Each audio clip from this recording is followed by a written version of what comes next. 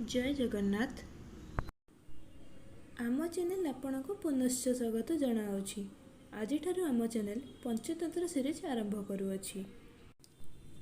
पंचतंत्रर अर्थ हेउछि पांचटी पुस्तक। यह संभवतः भारतीय दंतकथा मानकर सर्वोच्च पुरातन जीवित संग्रह अटे, जहाँकि 200 ख्रीष्टाब्दर आखपाखरे हिंदू विद्वान पंडित विष्णु शर्मा द्वारा रचना करा जायथिला। एही पुस्तक को नीति मध्य कुहाଯାଏ। बहुत दिनर तलर कथा।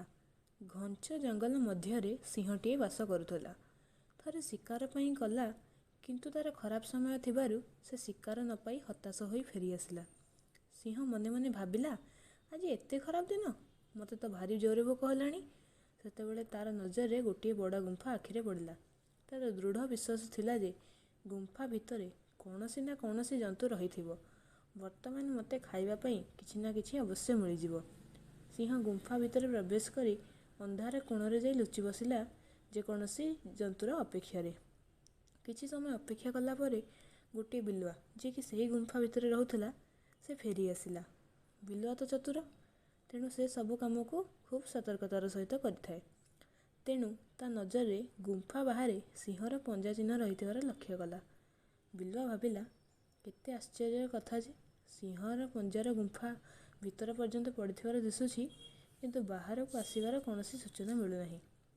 बिलुआ चिंता कला, मते प्रथमे जानिबाकु पड़िबो जे सिंह गुंफा भितर अछि ना नाही। जदि मु गुंफा भितरे बिना अनुसंधान रे तेबे लुचि बसिथिबा सिंहटी निश्चय मते मारी खाइदेबो। बिलुआटी गोटे उपाय मुंडको आसिला। से चिंता अनुଯାयी कार्य करबाकु लागिला। से गुंफा बाहरे ठिया होई खूब जोरे चित्कार कला, सुण गुंफा, तुमे किभଳି अछ? गुंफा भितरु कौनसी प्रत्युत्तर आसिला नाही। बिलुआ पुणी द्वितीय थर पचारला, अरे गुंफा, आज तुमर कौन होइछि जे? सबुदिन तुमे मो सहित केते कथाबार्ता कर। जदि तुमे एही भଳି चुप रह, तेबे मु अलगा गुंफा को चलीजिबी। सिंह बिलुआर भितरे रही सबु कथा शुणुथिला। से भाबिला, तेबे एही गुंफाटी कथा कुहा गुंफा अटे। गुंफाटी मते डरुछि बोली चुप होई रहिछि। तेबे मते गुंफा तरफरु उत्तर देबाकु पड़िबो, नचेत बिलुआटी अन्य गुंफा को चलीजिबो। फलरे मोर रात्रि भोजनटा मध्य हराइबी। सिंह गर्जन करी कहिला, सुण मोर प्रियर बिलुआ, मु तुमको द्वितीय थर देखि बहुत खुशी हेली। तुमे भितरे काहेकि आसुन? तुमे बहुत क्लांत बोली जना पड़ुछ। बिलुआ जानिगला कि सिंह तारी भितरे ताकू ही अपेक्षा करी रहिछि। से जेते क्षिप्र गति सेहिठारे धाई पड़ाइला निज जीवन को बचाइबा पई। सिंह बहुत विलंब पर्यंत बिलुआ को अपेक्षा कला। शेषरे बहुत अपेक्षा परे गुंफा भितर बाहर को बाहरी आसिला। से पाखापाखी अंचल बिलुआ को खोजिला, किंतु बिलुआ सेठारे थिले तो पाइबो। बिलुआ तो निज जीवन विकल से स्थान छाड़ी सुरक्षित स्थान को पलाई जाइछि। सिंह निजको निजे ही कहला, मु मूर्ख होई जाइथिली। सिंह भोक विकल खाली गर्जन कला एवं नूतन शिकार अनुसंधान में बाहरी पड़िला।